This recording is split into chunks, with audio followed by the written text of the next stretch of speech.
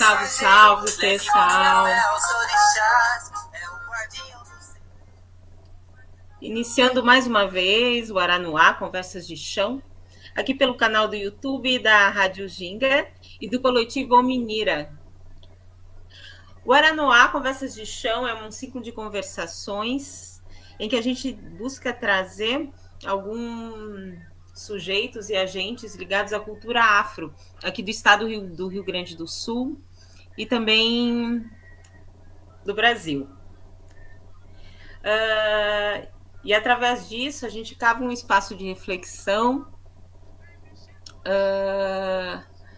sobre todas as questões que tangem o corpo, a música, a educação e os modos de fazer da cultura afro-brasileira.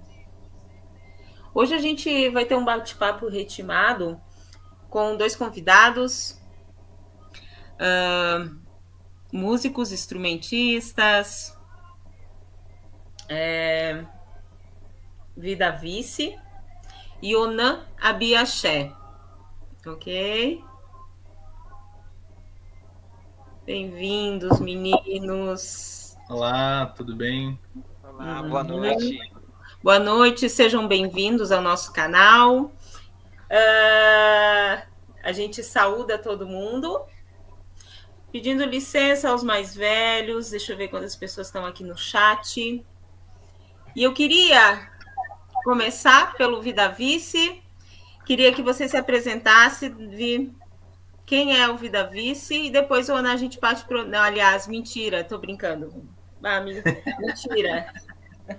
Enganei. A gente inicia por Onan, tá? E depois a gente inicia pelo Vitor, tá ok, gente? Onan, seja bem-vindo. Você pode me falar, Onan, quem é Onan Abiaxé? Então, boa noite a todos e todas. Meu nome é Onan Abiaxé. Esse nome é um nome do idioma Yorubá, que significa nascido no caminho do axé. Eu sou um homem preto, periférico, acadêmico de direito, sou um homem de terreiro, né, da comunidade Lé Axé Iemanjá Omiolodô. Eu sou Aluponã, sou Alabê, Ogã Alabê, tenho 36 anos, morador de Porto Alegre, e é isso.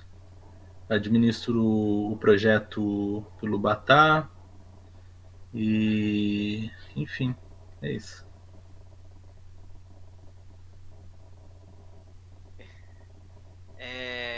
Boa noite a todos, a todas e a todas, né? Meu nome é Vitor Eduardo, mais conhecido como Vida Vice artisticamente.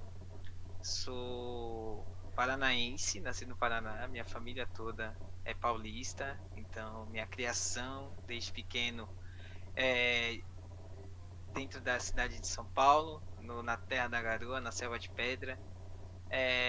Vim de uma família que é do tambor de Minas, né? Surgiu, na verdade acabou se tornando também uma família de referência de tambor de Minas dentro da cidade de São Paulo, a qual minha mãe foi iniciada pelo saudoso Paivô do Novo Sassani de Chapanã, né? Que foi um sacerdote paraense que acabou levando toda a tradição maranhense mesmo, né? Toda essa tradição, esse culto de matriz africana que nasceu dentro de São Luís, nasceu na terra maranhense e aí se espalhou para o norte, ainda uma certa parte ainda do nordeste descendo, né? E aí pro lado lateral, na verdade, e aí acabou descendo para a região sudeste do país. Então, dentro do culto, né, aonde o qual a gente foi iniciado, eu sou Lubatá, né? Tenho um cargo de Lubatá. Sou músico, sou preto, periférico também. Atualmente estou dentro da cidade de São Luís, aqui mesmo no Maranhão, ao qual eu estou particularmente já tendo essas transições de São Paulo, Maranhão, mais ou menos quase já uns 10 anos, 10, 11 anos por aí. E é isso, né? Vivendo da música, a gente é músico, também trabalha de umas outras formas. plataformas, né? Ajuda e faz seus corres do dia a dia. E a gente vai vivendo assim. Ok. Ô, Vitor, tu podia contar pra gente como é que inicia a questão da música, como é que ela inicia dentro da sua vida, em que momento que ela... O que que é música pra você e que momento que ela inicia na tua vida? De que forma? Uou! Às vezes eu sempre me pergunto, né, como a música, o que de fato, como ela chegou, mas a gente já tem noção, eu já tenho noção, né, desde de criança, né, como eu nasci dentro do terreiro, essa musicalidade de africana, essa musicalidade do culto de matriz africana, da cultura popular em si também, já vinha ouvindo há muitos anos e fui crescendo. E na minha adolescência acabei tendo contato também com grupos, né, com o grupo folclórico, o balé Abaçaí, com o grupo Abaçaí de São Paulo. Foi da onde que eu conheci pessoas, conheci o amigo Alisson, e aí dali eu vi que tinha uma inspiração de amizade e aquela coisa de também dá para você ser músico, né? Então eu fui me desenvolvendo dali, né? Com o tempo a gente foi vendo algumas dificuldades, mas também a gente foi batalhando. Então a música para mim é a minha vida, não consigo viver sem a minha música, porque é o que me alivia em muitos fatores, alivia meus vários sentimentos, eu demonstro o que eu sinto, eu acabo de um certo modo brincando com as minhas ideias, brincando com o sagrado, mas também não deturpando, né? Dentro dessa minha musicalidade, com esses meus trabalhos, com tudo que eu vou conhecendo de música, de som, de instrumento. Então a música para mim é minha vida. Sem a música eu não consigo me ver fora da música. Mesmo de alguma forma não consigo me ver fora da música, essa é a verdade. Uhum. A Biaxé? Oi. Tu pode contar pra gente mais ou menos que momento que tu inicia a tua caminhada musical?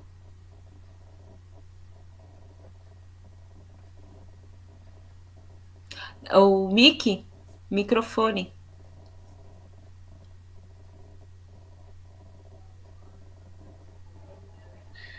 Então, né, a música, ela sempre fez parte da minha vida, né? O meu nome nascido no caminho do axé, né, que é o significado, é porque eu nasci no terreiro, assim, né? E a questão da musicalidade, ela vem de tradição, né? Ela vem de herança do meu pai. O meu pai também é ogã, então, desde pequeno, assim, né? Os meus brinquedos sempre eram instrumentos da tradição, né? O batá, o agê, o agogô, enfim.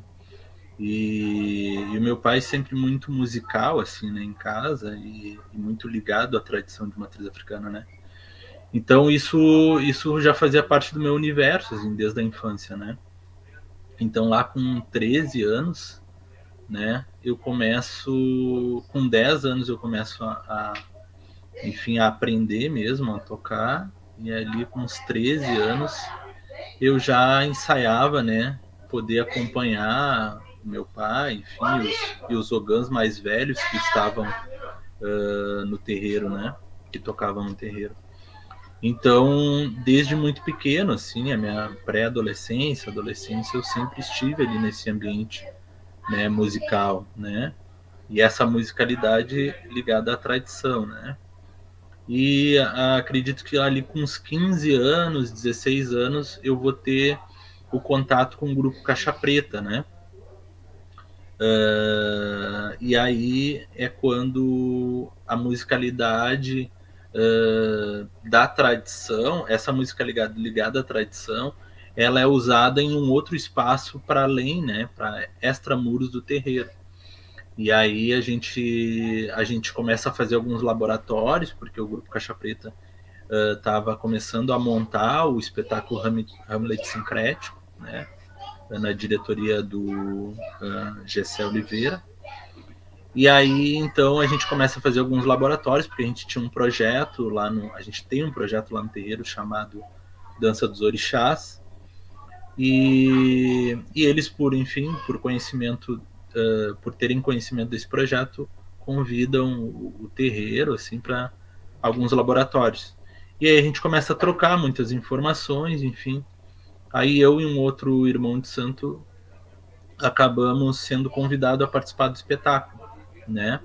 Na parte da música e mais especificamente da percussão, né? Porque o espetáculo envolve vários ritmos, né? Tanto da diáspora quanto da tradição, né? Do batuque aqui do Sul. Então, nesse momento parece que isso começa a se profissionalizar, assim, né? É quando eu vou experimentar essa musicalidade fora do terreiro. E aí, né, foram 6 anos de apresentações, né? A gente também tinha dentro do grupo um núcleo menor, que era o recital poético, musical, que era composto pela Vera Lopes, por mim e pela Glau Barros. E aí a gente também começa a fazer, para além das apresentações do espetáculo do Hamlet Sincrético, também algumas apresentações onde misturavam poesia, percussão e canto, né? E aí a gente se apresentou no Teatro Sancho Panza, na Feira do Livro, durante 5 anos.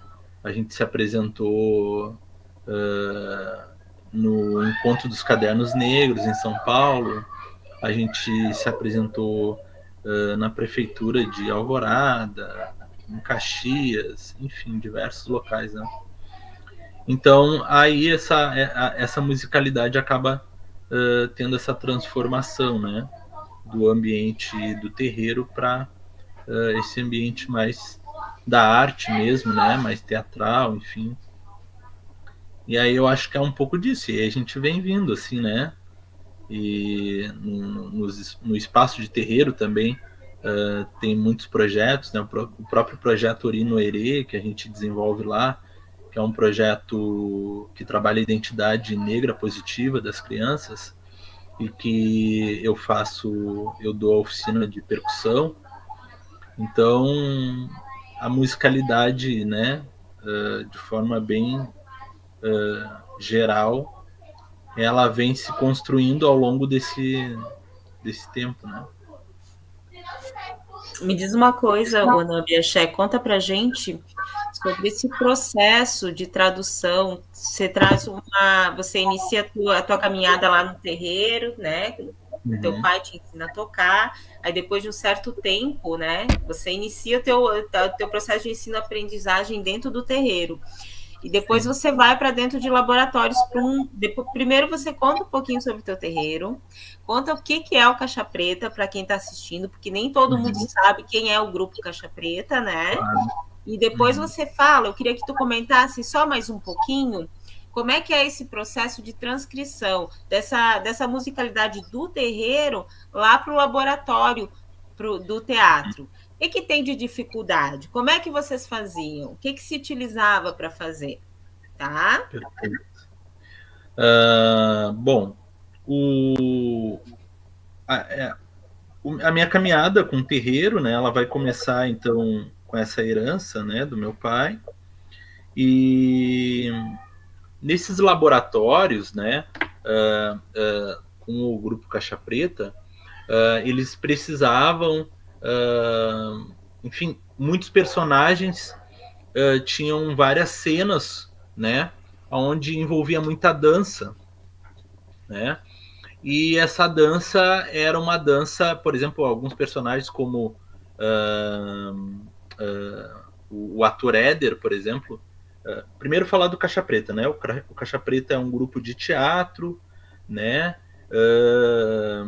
E na época era o único grupo de teatro onde só haviam pessoas negras, né? Desde o diretor, diretor musical, de quem cuidava da luz, de quem cuidava da bilheteria, enfim, o grupo todo era constituído por pessoas negras, né? Então ele vinha de certa forma sendo um desbravador, assim, né, nesse espaço onde a gente sabe que o preto é muito, o preto, as pretas, né, são muito invisibilizados, né. Então, o grupo, na época, a gente está falando ali a partir do ano de 2000, 2001, 2002. Então, o grupo começa a desbravar um caminho, né? E aí, essa musicalidade vai vir como? Ela vai vir na necessidade de preencher algumas cenas, né? Que necessitavam de um ritmo, né? Um ritmo, e eles não sabiam bem como era, né?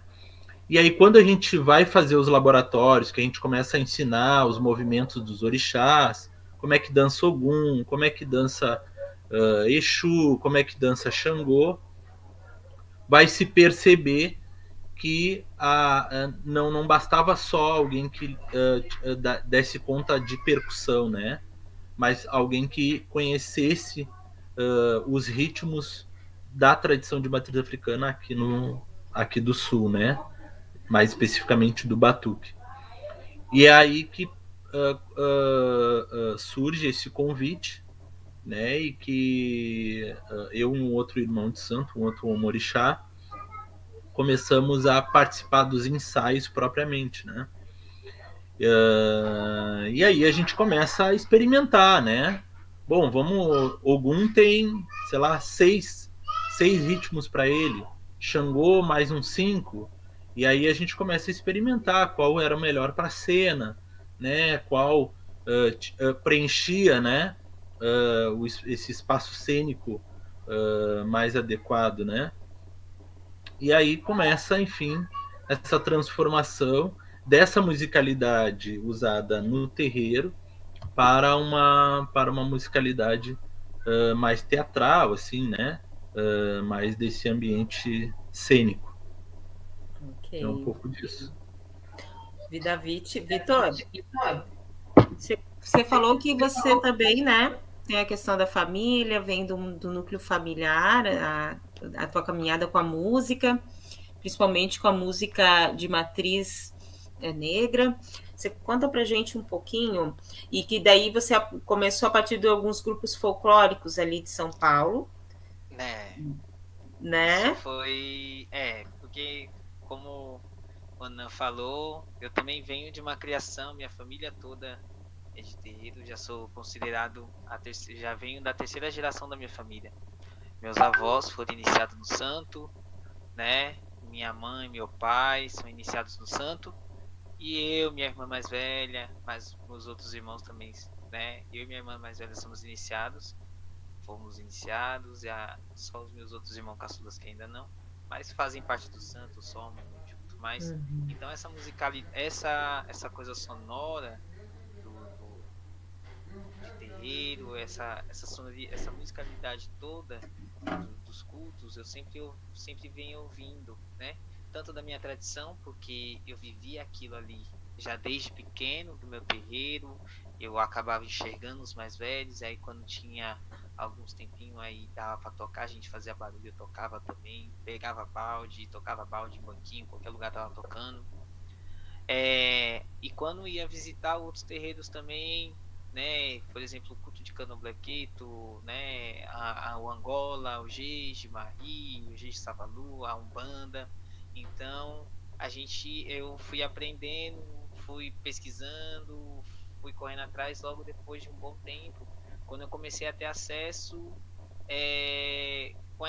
com algumas pessoas que são dessas tradições, para conversar, dialogar e aprender mesmo de fato a sonoridade do culto, né? A sonoridade do instrumento. Então veio dali que eu vim surgindo nessas bases, e aí logo em seguida tive esse contato, né, na minha adolescência com Valente Preto, ou com o grupo Abaçaí. Logo em seguida também acabei sendo convidado também para fazer parte de um espetáculo chamado Ibaiuá, que era de Kilson Oliveira, dentro da cidade de Diadema. E aí era para fazer parte da direção musical, enfim. E com o tempo, logo em seguida, eu comecei a desenvolver a música mesmo profissionalmente na minha vida a partir dos meus 19 anos, 19, 20 anos. Entende? Então, essa música, esse universo preto, né, esse universo do culto de matriz africana todo, eu já acompanho desde pequeno. Uhum. E me diz uma coisa, como que a musicalidade do tambor de mina, né, que é da onde você vem, ela atua dentro desse universo, por exemplo, desse grupo, do Abaçaí, né?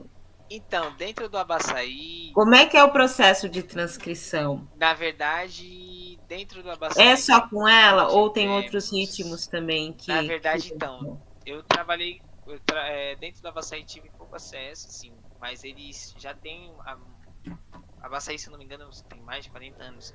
Então ele vem ele trabalha com a cultura popular, né, brasileira no geral, e principalmente também dando referência à cultura paulista, né. Eles tiveram essa pesquisa, eles trouxeram a pesquisa do boi, do boi meu boi, da cultura popular maranhense, do boi meu boi e do tambor de crioula. Quando eu comecei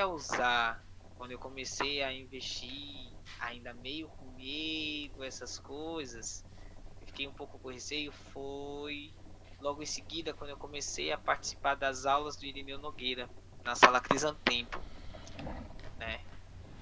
E aí, isso em 2008, por aí, até 2009, até o período dele ir para fora do país. E aí, já nos últimos momentos, eu comecei a um pouco soltar algumas coisas do tambor de mina, porque eu tinha muito medo dessa coisa.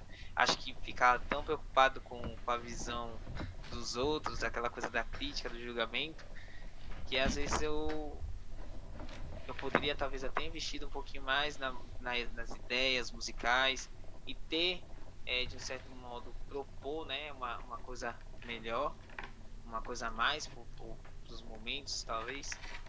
E aí fiquei retraído por questão disso, né? Talvez aquela coisa da criação de sempre... Eu sempre ouvia que coisa do tambor de mina é sempre boca calada, é sempre coisa fechada, não pode isso, não pode aquilo, não é tanta disposição. Então, eu venho dessa criação, e aí a música foi me mostrando que você pode trabalhar com ela, você pode trabalhar com o seu sagrado, né? Mas você também tem aquele respeito, você vai ter aquela sua cautela, né? Então, com o tempo eu fui soltando aos poucos ali a minha parte musical, fui soltando algumas coisas, fui cantando, mostrando algumas canções, fui mostrando um ritmo ali, um ritmo aqui, né? Essa coisa das aulas do Irineu, como ele traz muita linguagem malinquê, né? Dessa coisa da costa oeste da África. Então era umas coisas de turumbá, e aí tipo já vinha com uma imagem, já vinha com um ritmo de tambor de mina corrido, que aí poderia casar com um ritmo africano. Então são umas linguagens assim, né? Então uma coisa também que liga muito é o AB, a questão do AB, que para nós a cabaça, né? Ela é fechada, mas aí em muitos outros lugares o AB é aberto, então é jogado, para nós é sacudido meio que na cadência, ela tem uma acentuação diferente, e aí casa, tem a questão do ferro que lembra muito. Então isso foi encaixando, eu fui encaixando, e aí fui quebrando muitos tabus assim também.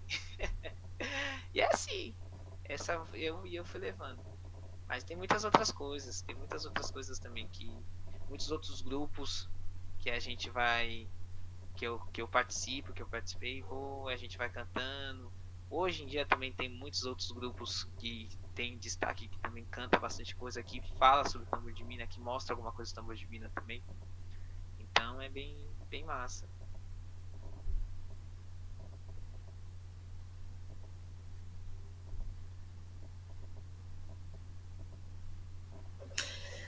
Desculpa aqui. Abiaxé, você tinha comentado que você tem um projeto dentro do Ileaxé Omiolodô, né? De ensino-aprendizagem, é isso?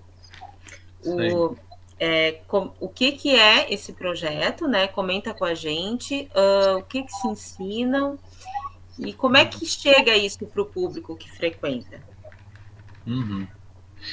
Então, o projeto Orinoerê, né, é um projeto que trabalha na perspectiva da construção de uma identidade negra positiva, né, em crianças, jovens e adolescentes, né?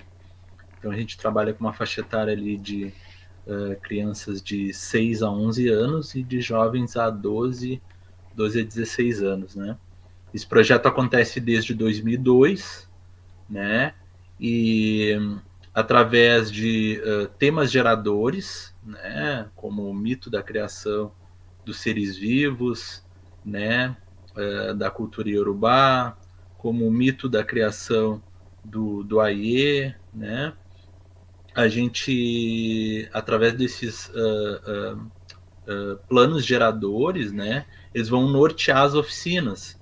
Então vão ter oficinas de capoeira que vão trabalhar questões ligadas ao tema gerador, a própria oficina de percussão, né, ela vai trabalhar em alguns momentos situações e questões desse tema gerador.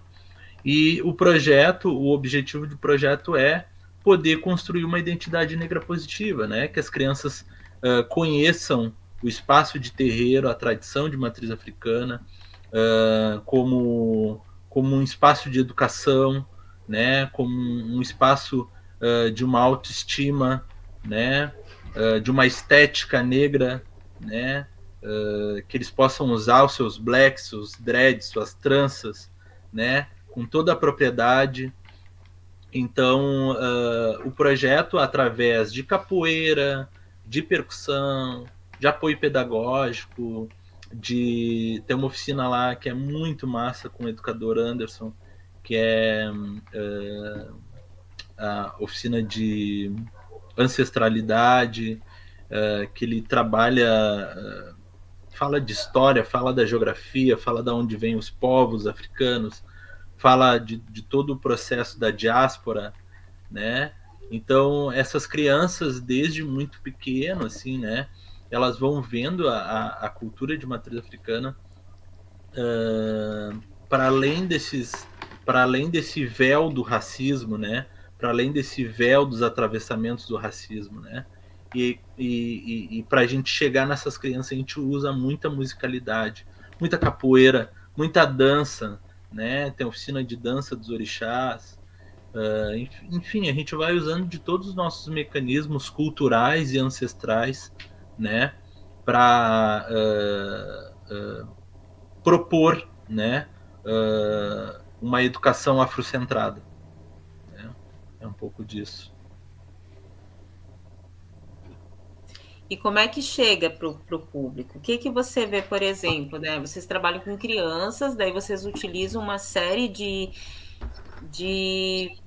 saberes, né, afrocentrados, como vocês costumam dizer, né, utilizando geralmente os termos que você utiliza. Quando chega um menino, né, chega uma pessoa, chegou um educando lá, como é que esse educando sai? O que você vê? Como é que ele se comporta? Como é que se processa isso? Você vê mudanças, não vê mudanças a partir do projeto? Então, o projeto hoje... esse projeto para eles? O projeto hoje, ele já está na terceira geração, né, de crianças e jovens, né? A gente já consegue trabalhar com a terceira geração. E lá da primeira geração, assim, né, uma das coisas que a gente consegue observar e de forma muito honrosa, né, consegue ver, são pessoas conscientes da sua ancestralidade, né? Conscientes da sua cultura, né? Pessoas, e aí o projeto, a intenção do projeto não é fazer com que as pessoas sigam a tradição de matriz africana como a sua religião, enfim, mas que possam conhecer, né? Possam ver os aspectos dessa tradição sem o racismo, né? De uma forma com muita propriedade, né?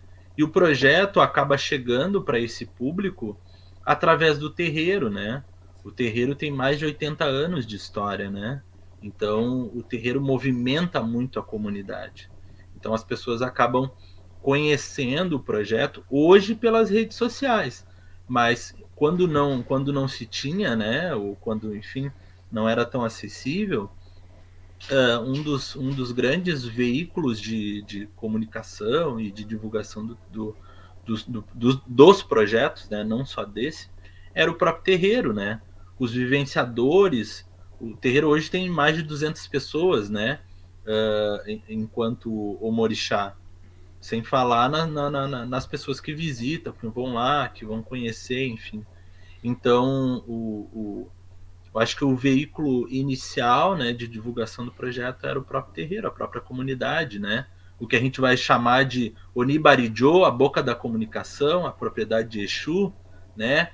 Que vai boca a boca comentando, tu conhece o projeto tal, lá na São José, enfim, e vai fazendo essa divulgação. Hoje, claro, né? Hoje a gente está muito bem auxiliado com as redes sociais, né? Mas até certo tempo não se tinha essas facilidades. Então, a comunicação era boca a boca. Uhum. E vocês atendem só o público ligado ao espaço?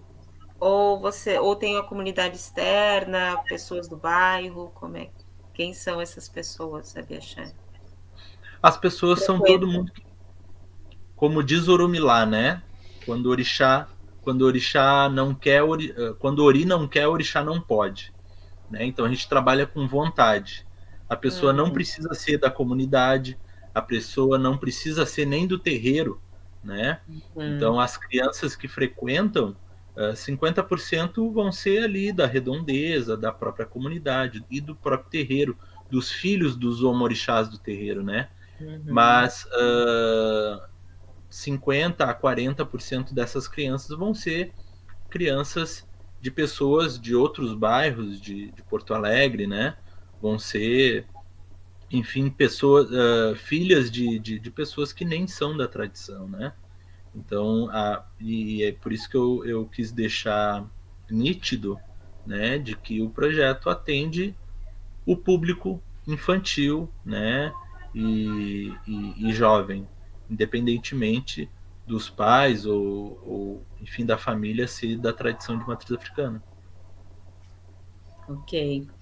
Vida Vice, eu queria perguntar, você costuma muito tocar dentro das aulas, né, de dança, você tem um pé dentro dessa prática, né, de acompanhar aulas, né? E a gente sabe que isso também é um processo de aprendizagem. Quem está dançando ou quem está ministrando tem uma conexão muito intensa, assim, né, com o tambor, né? Né? Isso faz parte do próprio contexto do aprender, eu acho, para quem está ali, né, na prática da dança. Eu queria que tu comentasse um pouquinho quando tu começou, né, a frequentar, a tocar dentro das aulas de dança, enquanto instrumentista, percussionista. E como é que é para você? O que você percebe? Como que se dá essa relação, esse diálogo do corpo com o tambor, para quem está tocando? Na verdade, tem que ser uma conexão única, né? Tem que ser uma conexão, acredito que seja milenar, porque dentro do culto mesmo de matriz africana, isso já vem de uma certa naturalidade que as próprias pessoas, o próprio tocador, o ogã, o alabê, o lubadá, ele tá ali para dançar com o orixá. Então ele toca, na verdade, do corpo do omorixá que tá ali. Ele toca, na verdade, para aquela energia para se movimentar e que o corpo daquela pessoa, que o movimento tá pedindo, né? Ele tem que estar junto para fazer. Então esse berço, né, de terreiro que a gente tem, que é de tocar pro orixá, a gente acaba levando esse universo, esse estudo mesmo, essa vivência nossa para as aulas. De um certo modo é fácil, né? Digo fácil assim, lembra um pouco de terreiro, mas não é, porque cada aula é uma coisa diferente, cada corpo é um corpo. Mas quando a gente tem essa coisa aberta, esse leque aberto para florir, para, na verdade, espalhar, até mesmo experimentar, na verdade, criar. Então a gente tem diversas formas para ler aquele corpo, aquele movimento, né? Então fica muito em aberto. E quando eu comecei a tocar nas aulas, foi justamente nas aulas do Irineu, né? Na Crise do Tempo, como eu falei. E dali ele ele tinha essa coisa do chão, daquela coisa da base de terreiro, de trabalhar com os elementos de terreiro, mas também tinha aquela coisa do trazer o contemporâneo. Então ele não usava totalmente 100% o movimento de terreiro. Então tinha uma base, né, de cor, uma base rítmica de candomblé, mas a musicalidade ia para um outro universo, porque ele usava malinquê, ele queria um maracatu, ele queria uma outra coisa, e aí o corpo dele ia para outro universo, aí não, lembra isso, lembra aquilo, e aí isso a gente vai, com essas vivências, a gente vai aprendendo, vai conhecendo cada corpo, porque nessas aulas a gente vai conhecendo várias pessoas, né, e aí essas pessoas têm corpos diferentes, têm ações diferentes, têm tempos diferentes, né, por mais que possa ser um movimento, mas cada um tem o seu tempo para fazer ali. Então, essa diferença toda, né? Então, logo em seguida também fui chamado para fazer com Rosângela Silvestre, que é uma grande professora também. A técnica Silvestre é uma caixinha de surpresa.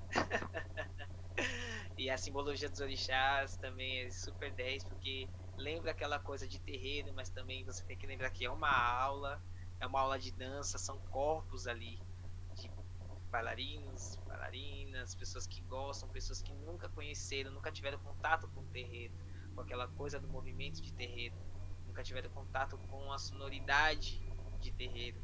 Então é tudo uma questão de trabalho, né, de você também não chegar e impor totalmente a sua ideia, você propor a sua ideia, e a dança também, ela propor aquilo ali para ela, para você. Então tem essa troca, né? Tem essa troca muito interessante e mágica que acontece muito. Por isso que existe uma sintonia imensa de vários bailarinos com uma dança, com um ritmo, né? E até mesmo com os musicistas, né? Com os músicos, né? Aquela coisa de o músico reconhece o que eu vou fazer, né? Porque ele já conhece o meu movimento, ele entende o que eu tô querendo. Então tem esse cuidado também dentro dos trabalhos, dentro das aulas de dança, que é isso que é importante, né? É o músico propor uma ideia, né, de acordo com o que ele enxerga, com aquele movimento, ele compreender qual é o sentido, o contexto daquilo ali todo no geral, para ele propor, e também a própria dança propor pra gente. Biaxé, você mantém um projeto chamado Ilubatá, né? Você podia falar um pouquinho que também entra dentro desse campo educacional? Você poderia comentar um pouquinho para a gente como é que funciona? Eu já fiz algo contigo. Como que surgiu esse projeto, né? E o que significa Ilubatá para esse público que está nos assistindo? E falar um pouco do projeto, pode ser? Pode ser. Então, bom, o projeto Ilubatá, ele vai começar lá em 2008, né? Ele vai começar de forma interna do projeto do terreiro, que era uma preocupação dos mais velhos com os ritmos que estavam sendo tocados, né? E a preservação desses ritmos, né? A pesquisa e a preservação desses ritmos, né? A gente é um terreiro da nação Jeje, né? E o nosso Babalorixá, que está à frente hoje, é o Babadiba de Iemanjá, ele sempre teve essa preocupação de manter, né, muito bem cultivado, né, essa preservação, assim, né, dos ritmos. Então o projeto Ilubatá, ele vai iniciar com essa proposta, assim, né, de todas as gerações de Ogãs e Alabês, porque eu, por exemplo, eu sou da segunda geração, né, de Alabês que o terreiro acaba formando. E o projeto ele vem com essa preocupação, assim, né, de trabalhar nas novas gerações, né, formas de manter preservado, né, da forma mais fidedigna, né, os ritmos e os cânticos, né, cantados pelos orixás e para os voduns. E aí o projeto acaba tendo uma proporção, assim, a gente teve o grande prazer de poder ter como o nosso anfitrião, né, na abertura do projeto, o mestre Borel, né, que é uma grande figura para nós, hoje em dia é o nosso ancestral, né. A gente teve também na abertura o Oredeguê, que é um homem de Oxalá, muito querido, um mais velho, hoje também ancestral. Então o projeto ele começa com essa proposta, né, de pesquisar e preservar os ritmos e os cânticos, e aí depois ele vai servir também como forma de pulverizar, né, a importância mítico social, né, da musicalidade, né, os conceitos da ancestralidade da tradição de matriz africana para os vivenciadores e para, enfim, toda e qualquer pessoa que queira ter contato, né, com essa musicalidade. Então o projeto, depois de um tempo, ele acaba meio que socializando algumas informações, né, para além dos omorixás do terreiro, para quem quiser, enfim, conhecer mais a tradição, né? Lembrando que a gente vai ter um impulsionamento com a Lei 10.639, né? Quando essa lei estabelece, né, o ensino da cultura da tradição de matriz africana e também cultura indígena nos bancos escolares. Então a gente começa a ter uma procura, né, de muitos professores, enfim, educadores sociais, né? E aí o projeto acaba abrindo, né, essa comunicação para fora do terreiro, né? É um pouco disso. O projeto é um projeto que trabalha musicalidade, ensina a tocar o ilubatá, ensina a tocar o agê, o agogô, ensina os cânticos, né? Os cânticos que são cantados no batuque. Alguns são iorubá, outros são do idioma Fon, né? Que é Jeje. Então o projeto é um pouco disso. Mestre Dilermando Freitas, que está aqui nos acompanhando, mandou um salve para o Nambi Axé. A benção, mestre. O mestre Dilermando vai estar conosco no dia 29. E a gente fica muito agradecida, mestre, pelo aceite e por estar aqui conosco. Vida Vice? Mink? Uhum. Venha, Bê.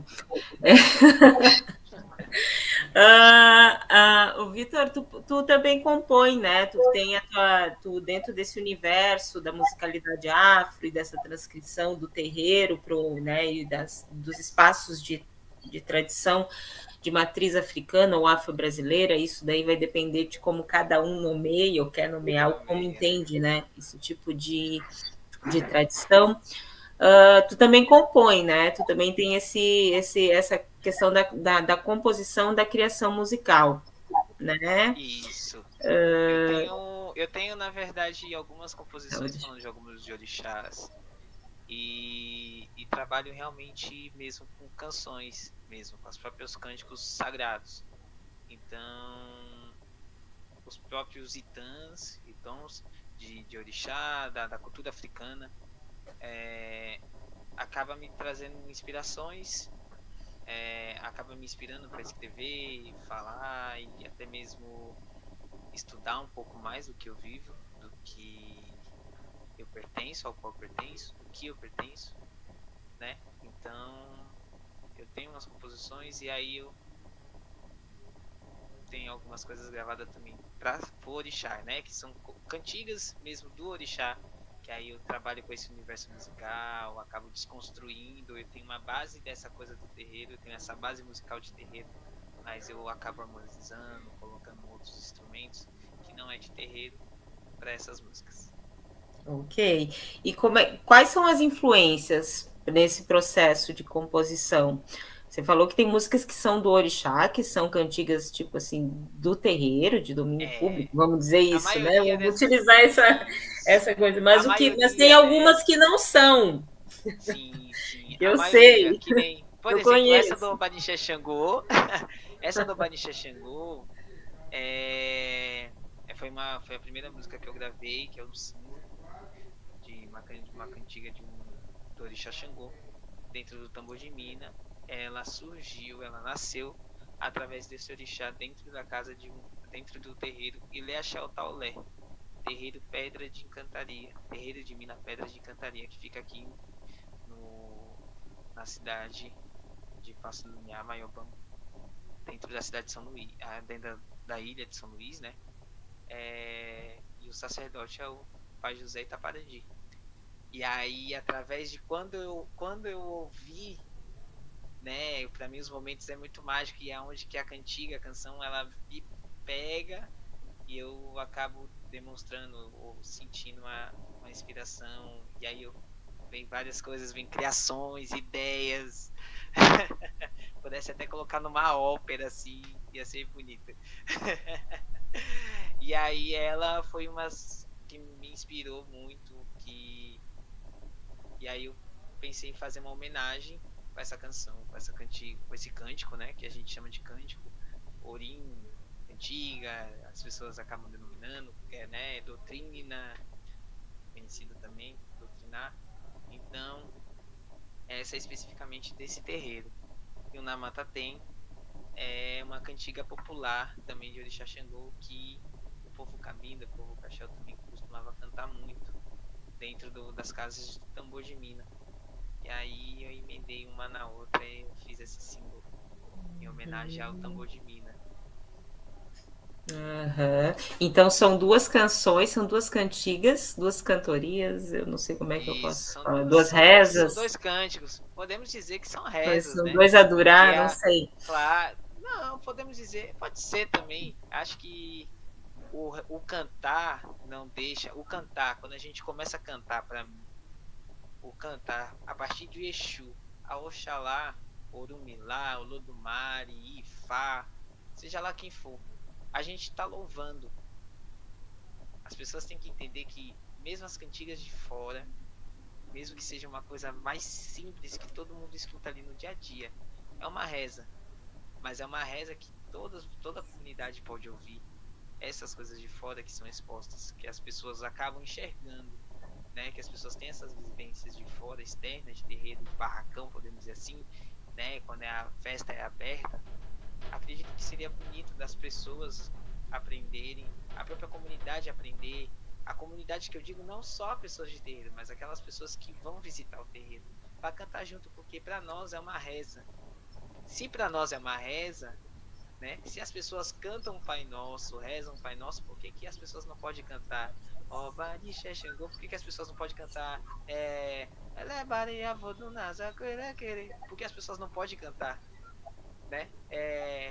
Araê babá, Gegé babá, Moriu. Porque isso também não deixa, a gente não tá deixando de louvar, a gente não tá deixando de pedir, agradecer. Isso também é uma forma de agradecer.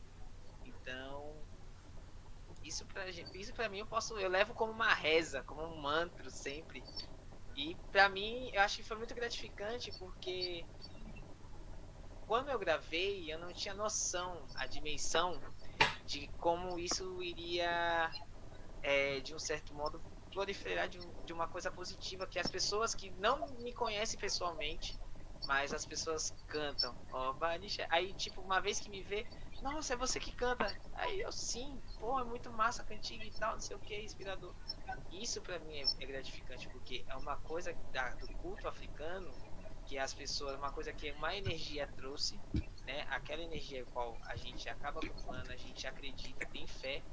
E essa canção, essa energia que eu tenho fé, eu acredito, o meu sentimento por ele, o meu sentimento por essa energia, o que eu botei pro mundo, pro universo conhecer, as pessoas acabam conhecendo e sentindo também da mesma forma, né? Acabam também sentindo uma emoção, acabam gostando, acabam se inspirando. Então isso para mim é muito gratificante de ver que esse meu trabalho, o trabalho não só o meu, mas de outras pessoas também que trabalham, como até do nosso irmão, que ensina as crianças, ensina a comunidade a mostra na verdade para a comunidade um culto que é a realidade, que a gente é familiar, a gente ensina os mais novos para amanhã ele está ali do nosso lado, nos ajudando, e no dia depois que a gente não puder, eles estão ali tomando de frente. Ou mesmo que você não seja diretamente, mas você está ali, de um certo modo, respeitando o ambiente. Eu não preciso, de um certo modo, conhecer a história, não preciso participar de uma igreja, mas eu preciso respeitar a igreja, eu preciso respeitar os mandamentos da igreja. Da mesma forma a gente ensina os nossos crianças no terreiro a participar e tal, mas a gente também quer o respeito, né? E assim a gente vai levando. Então pra mim é cantiga, reza, é tudo. É inspirador. Gente, a gente agora vai assistir um trechinho, tá? Do Obanixé Xangô.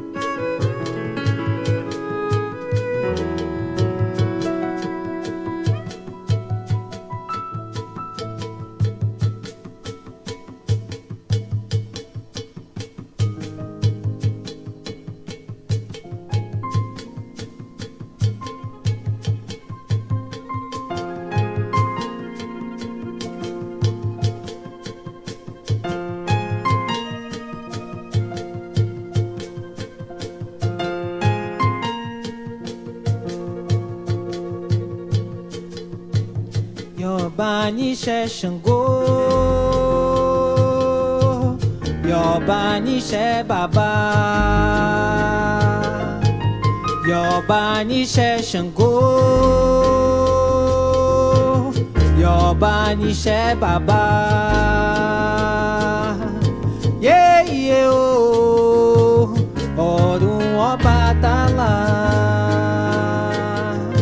Yeah, yeah, oh,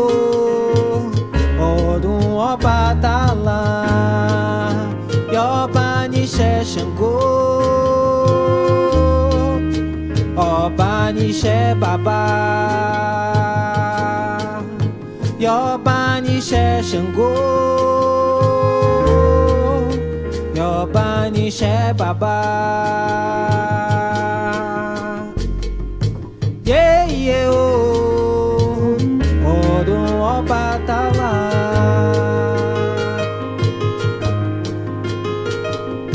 Yeah, yeah, oh, Orum Obatala.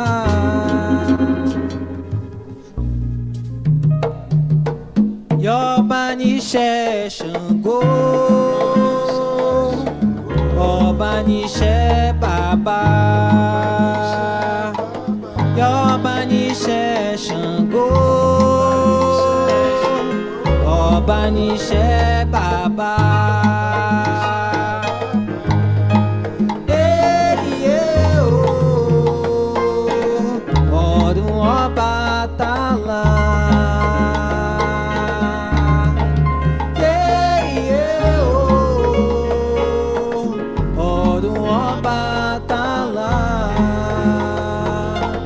Yobanishe Shango, Yobanishe Baba, Yobanishe Shango,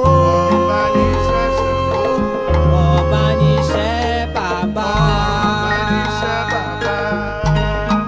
yeah, yeah, oh, Obatala.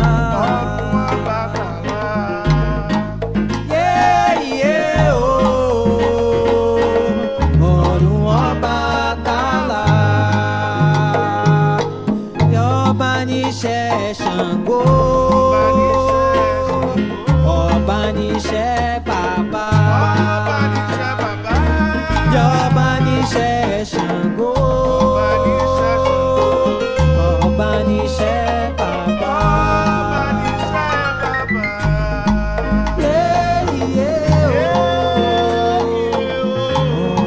Obatala.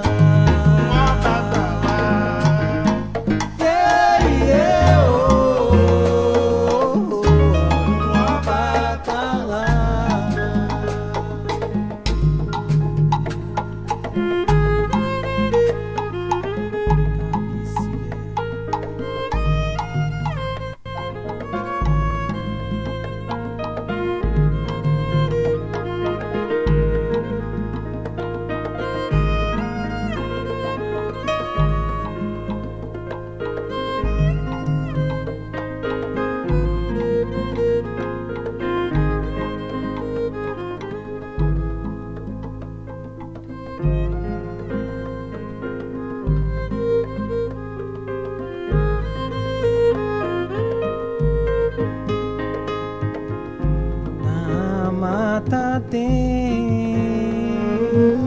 e todo mundo adora.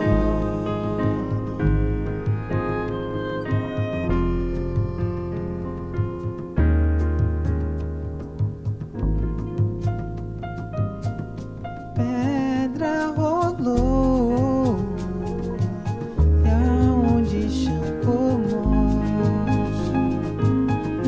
Pedra rolou e aonde Xangô mostra. E na mata tem e todo mundo adora. Na mata tem e todo mundo adora. Pedra rolou e aonde Xangô mora. Pedra rolou e aonde Xangô mora. E na mata tem e todo mundo adora. Na mata tem e todo mundo adora. E pedra rolou e aonde Xangô mora. Pedra rolou e aonde Xangô mora.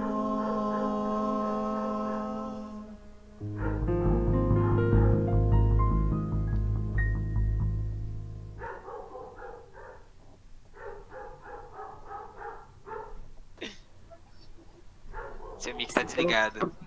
Ok, agora foi. Obrigada pelo compartilhamento de saberes. Aham. Queria agradecer vocês dois, meninos, Antes da gente encerrar, a gente está com 1 hora e pouco de live, né? Isso vai ficar gravado aqui no canal do YouTube, se vocês quiserem depois, enquanto registro, né, documental, etc. É só me pedir o link que eu faço. E eu queria saber daqui para frente algum desdobramento dos projetos atuais. Alguém quer comentar alguma coisa? Onan, vou falar um pouco do futuro.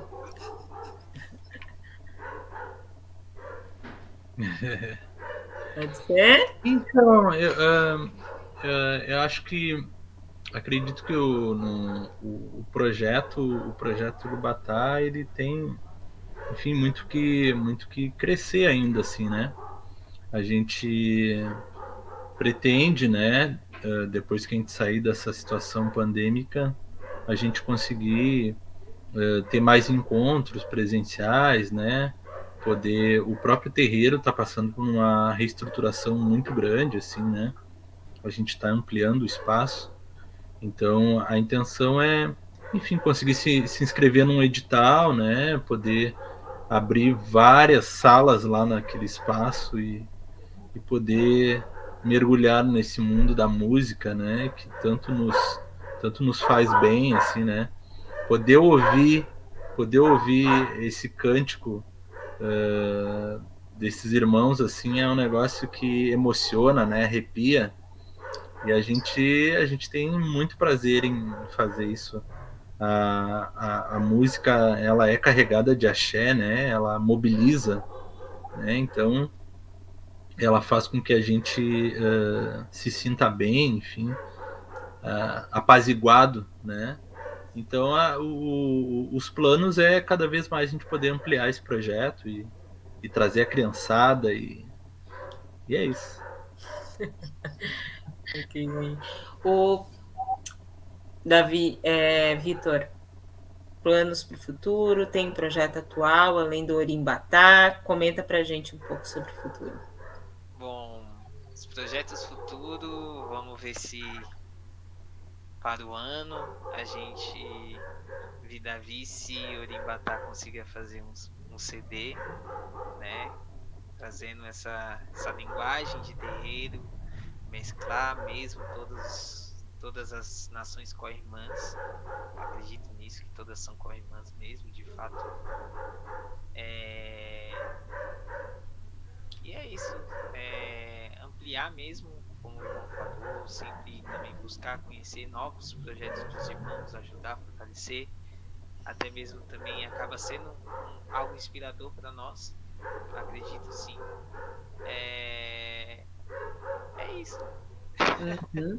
Tu comenta pra gente, só para o público que tá em casa, o que é o Orimbatá e quais são as influências que estão nele, tá? Só para o público entender, porque esse trecho dessa música que você falou da onde veio, ele faz parte de um projeto, daí eu queria só que tu comentasse e falasse um pouquinho das influências que estão nesse projeto, as influências musicais, as influências tradicionais. O Orimbatá veio dessa coisa do canto do tambor, né?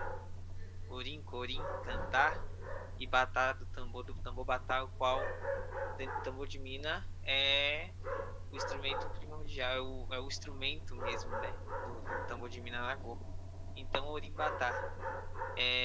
E a influência que eu trago, esses universos que eu trago para esse trabalho, todas essas linguagens, não só do tambor de mina, mas também do candomblequeto, do Angola, do Ebá, estudar um pouquinho mais do Rio Grande do Sul, do batuque mesmo, que eu quero aprender e quem sabe até mesmo trabalhar, fazer essas ligações. A gente também traga um pouco dessa influência do malinquê, coisa cubana, né, da linguagem de santeria cubana, e essa coisa instrumental, harmônica, melódica, para dar um toquezinho a mais de brilho também. As canções já é brilhosa, os ritmos já são brilhosos também, já são enriquecedores, e aí essa coisa harmônica só para dar um upzinho a mais. E esse é o meu trabalho. Uhum. Você pode comentar quem que participou ali do Orimbatá? Sim, que trouxe Orimbatá, Na percuteria, Alisson Bruno, né?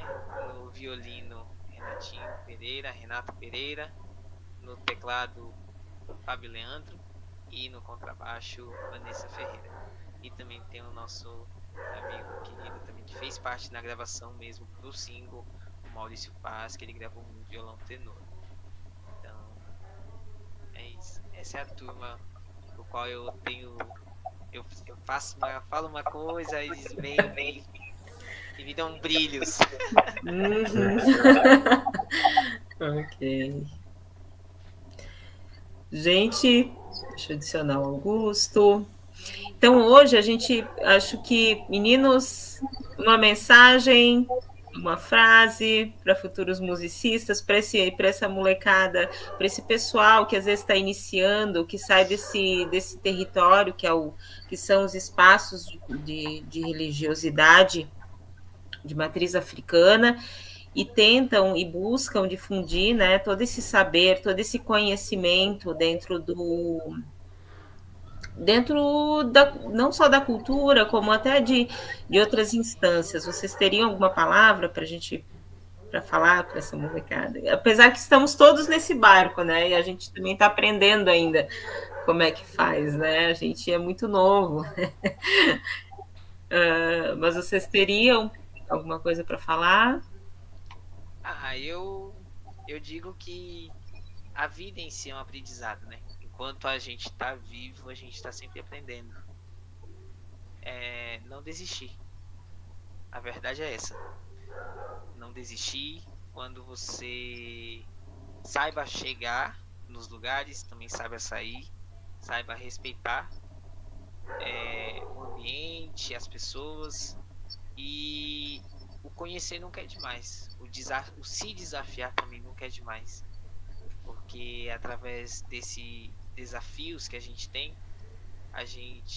acaba tendo mais força, talvez criações muito mais além do que a gente imagina. A música também é difícil de viver, sim, mas não é impossível. Não é impossível. Você pode viver, pode ser feliz, faça o que você se sente bem.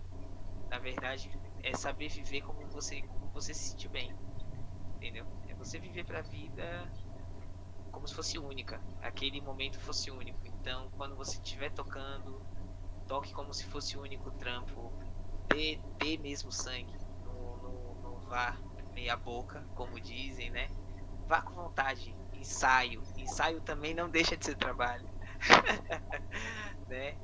É só se esforçar. Acredito que as gerações futuras elas vai brilhantar muito mais, então vai dar orgulho para muitas pessoas.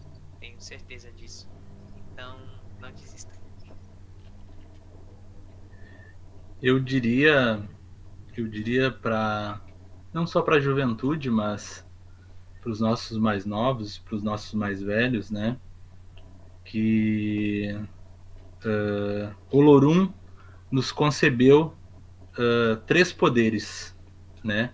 Ao nos dar a vida: o poder do pensamento, o poder do som e o poder da fala, né? E a musicalidade faz com que essas 3 potencialidades possam estar vivificadas, né? Possam estar positivas, né? A serviço do nosso querer, né? Então, que a gente possa cada vez mais colocar essas 3 potencialidades a serviço da nossa vontade, a serviço dos nossos sonhos, a serviço de tudo aquilo de positivo que a gente quer para o coletivo, né? E que a gente possa cada vez mais poder usufruir dessa musicalidade maravilhosa desses irmãos, da dança, né? Que tem um valor civilizatório da corporeidade, e que a gente possa cada vez mais poder ter essa cultura, né? A cultura de tradição de matriz africana, a cultura africana, né? De forma geral, pulverizada entre todos nós, né? Acho que é um pouco disso.